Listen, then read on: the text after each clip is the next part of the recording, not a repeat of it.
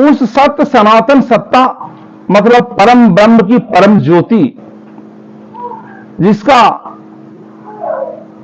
आत्मा जो अभी मानव के शरीर धारण करके इस सभा में, इस गोष्ठी में बैठा हुआ है, वह क्या है? तो उसी परम ब्रह्म के परम ज्योति का सूक्ष्माति सूक्ष्म अंश है। क्या कहा? ईश्वर अंश, जीव अविनाशी। ईश्वर का अंश है यह जीव जो है, वह भी क्या है? ईश्वर की तरह अविनाशी तत्व है। और कैसा है? चेतन, चैतन्य है, सहज चेतन है, अमल है, सहज है और सुख की राशि है। जिस समय आप अपने आप को शांत चित्त होकर के कहते हो कि मैं, हे परम ब्रह्म परमात्मा, मैं आप ही का अंश हूं, मैं आत्मा हूं, मैं भी शाश्वत हूं, सत्य हूं, नित्य हूं, अच्छेद्योयम अदाह्योयम अक्लेद्यो स्वस्य एव च नित्यः सर्वगतः स्थाणु आचलोयम सनातन, सनातन हूं। और क्या हूं? तो मैं शाश्वत मुक्ति के पथ का पथिक हूं। हे परमात्मा, मैं आपके श्री चरणों में अपने इस आत्म को आत्मसात करना चाहता हूं। आपके श्री चरणों में, आप अगर साकार हो तो श्री चरणों में, निराकार हो तो उस परम ज्योति में। हम निराकार रूप में आपसे इस निराकार को उस निराकार में मिलाना चाहते हैं। इतना सा ही जो बात है समझने की, यही सत्संग है। ढेर सारी कथाएं होती है पुराणों में, चंद्रवंश की कथा, सूर्यवंश की कथा, काल वर्णन, मनवंतर वर्णन, मनवंतराधिपों की कथा, वो सब कथाएं हैं। लेकिन उन कथाओं के बीच में जो आपकी आत्मा को परमात्मा से मिलने के लिए झकझोर दे, सभी कथाओं के बीच में आपके आत्मा को उद्बुद्ध कर दे परमात्मा से मिलने के लिए, उस आत्मा के आत्मानंदी स्थिति में पहुंचने के लिए, स्थिति प्रज्ञता की स्थिति में पहुंचने के लिए और ब्रह्मानंद की स्थिति में पहुंचने के लिए जो झकझोर दे, वो 1 मिनट, आधी मिनट जो भी समय मिलता है सुनने के लिए, वही सत्संग है। उतना ही सत्य का उतना ही संग जो हुआ, वही सत्संग है। बाकी सब कथाएं हैं, जानकारी की वस्तुएं हैं। आप सनातन को जानें, समझें। कथाओं के माध्यम से कैसे कैसे बड़े बड़े राजा हुए, कैसे कैसे भगवान अवतरित होकर के अपना आदर्श उन्होंने हम सबों को अनुकरण करने के लिए रख छोड़ा।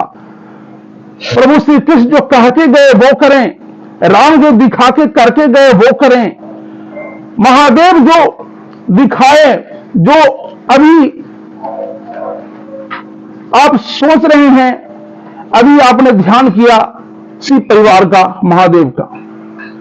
सबसे पहली बात कि जो करके गए, उनके आचरण को अनुकरण करके ही हम उनके शिष्यत्व के लिए काबिल हो सकते हैं। हमने तो डंका बजा दी, मैं महादेव का शिष्य हूं, मैं महादेव का शिष्य हूं। क्या उन्होंने डंका बजाई, कभी डमरू बजाई मेरे लिए कि हाँ तुम मेरे शिष्य हो? तो वो जब बजा दें, वो जब कह दें, कहते हैं स्वप्न में भी अगर महात्मा, देवी देवता कोई आकर आशीष दे दें, कह दें, तो बड़ा शुभ होता है और वो बातें सत्य होती है। कोई संत आए और पीठ थपथपा दे, आपका काम कल से बन गया। क्यों भाई? आप विश्वास से जलजल हो गए। आज मेरे सपने में जब राहा बाबा आए और पीठ थपथपाई, कोई भी बाबा आ सकते हैं। मैं एक उदाहरण दे रहा हूं। आज सपने में गुरुदेव आए, महादेव आए, नारायण आए और उन्होंने ऐसी आशीष वचन दी, आप विश्वास से लवरेज हो गए और जो भी काम करना है चाहे वो संसार का हो या फिर लौकिक कार्य हो, उनमें उसमें आपकी एनर्जी बढ़ जाती है, शक्ति आ जाता है, आत्मविश्वास पूरे भर जाता है और उस काम में आप सक्सेस हो जाते हैं, सफल हो जाते हैं। तो जब महादेव के शिष्य बनना चाहते हैं तो उन्होंने क्या किया? जैसे अभी एक सूत्र आपने सुनी, दुराचारो ही पुरुषो लोके भवति निंदिता, उसी ढंग से महादेव ने एक सूत्र काम किया, त्यागो ही लोके पुरुषो भवति बंदिता है। त्याग के द्वारा ही पुरुष इस संसार में वंदना पूजा की पात्र होता है। कहां त्याग किए? समुद्र मंथन हो रहे हैं, 14 रत्न के साथ ढेर सारे उपरत्न निकलने हैं, सुमेरु पर्वत और बासुकीनाथ की बथाएं लगा दी गई, नीचे कच्छपावतार में नारायण लेटे हुए हैं, उसका भार, सुमेरु पर्वत का भार संभाले। अब निकलने वाला है। सबसे पहले क्या निकलता? हल विष। एग्रीमेंट होता है। क्या एग्रीमेंट है? इसे अगर आप लोग ग्रहण करोगे तब ही आगे का रत्न निकलेगा, अगर इसको नहीं लोगे तो कोई भी रत्न आगे नहीं निकलेगा। कौन ले? सबको अपना जीवन का खतरा है। सबसे पूछा गया, सभी ने हाथ जोड़ी। नहीं, ये हालाहल विष जिसके प्रभाव से ये समुद्र भी खोल रहा है, इसको लेकर मैं क्या करूंगा? इसको तो छूने पर भी ये लीला समाप्त हो जाएगी। न देव पक्ष के कोई, न असुर पक्ष के कोई। महादेव को कहा गया, कहा लाओ लोक कल्याण के लिए सभी रत्नों में अपना हिस्सा, इसी रत्न को समझ करके इसे स्वीकार करता हूं। उन्होंने हालाहाल लिया और कंठे में पचा गया। नाम क्या पड़ गया? उस दिन से नीलकंठ, कंठ उनके नीला हो गया। प्रेम से भगवान नीलकंठ की जय। नीलकंठ बन गए। इसके साथ क्या किए?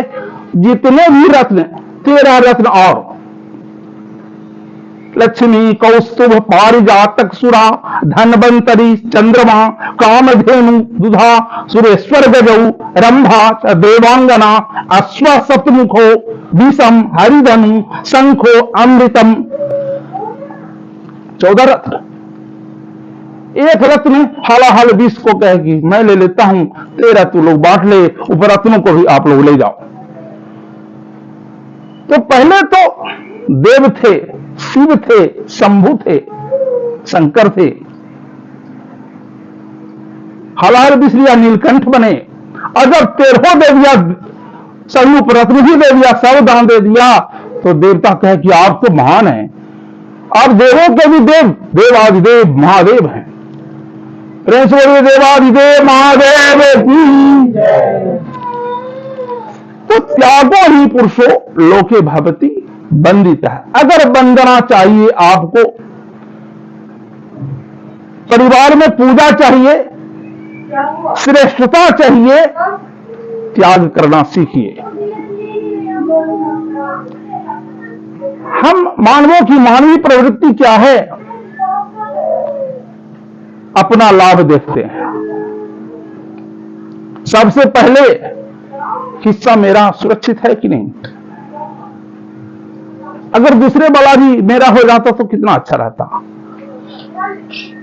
अगर ऐसी हुई बातें तो फिर लोके भवति बंदितः नहीं हो सकता है। लोके भवति बंदितः, तो उसके लिए सूत्र क्या? त्याग की आवश्यकता है। जिन्होंने भी आज तक दूसरों के लिए त्याग की, ऋषि बरदधीची, जब वृत्रासुर का वध नहीं हो रहा है तो देवताओं को यह मशविरा दिया गया कि अगर देवगुरु बृहस्पति कहते हैं अगर हड्डी से, दधीची ऋषि के हड्डी से वज्र बनाकर अगर प्रहार किया जाए तो ये हो जाएगा। एक बार की बात है, देवासुर संग्राम में देवताओं को लगा कि सारे अस्त्र शस्त्र असुर लेकर चले जाएंगे। दधीचि ऋषि के आश्रम में सभी अस्त्रों को छिपा दिए।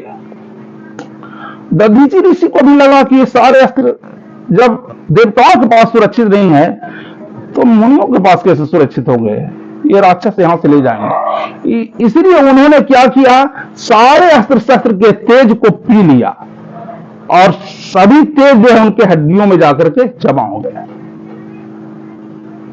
इसीलिए कहा कि सब तेज तो दधीचि ऋषि की हड्डी में है, अब उनसे मांग करो। देवलोक पहुंचते हैं, प्रभु महामुनि कुछ दान की आवश्यकता है। कैसी दान चाहिए? जीवन दान चाहिए। आपके दिव्य अस्थियों से अस्त्र शस्त्र वज्र बनाए जाएंगे और उसी से वृत्रासुर का वध होगा। ले जाओ। जीवन जीने की कला और मरने की कला ऋषियों को दोनों आते थे। ऋषि प्रधान संस्कृति है हमारी। उन्होंने ओम का उच्चारण किया, जो बल से अपने शरीर को त्यागे और उनके हड्डियों से अस्त्र बना करके वृत्रासुर का अंत किया गया। तो उन्होंने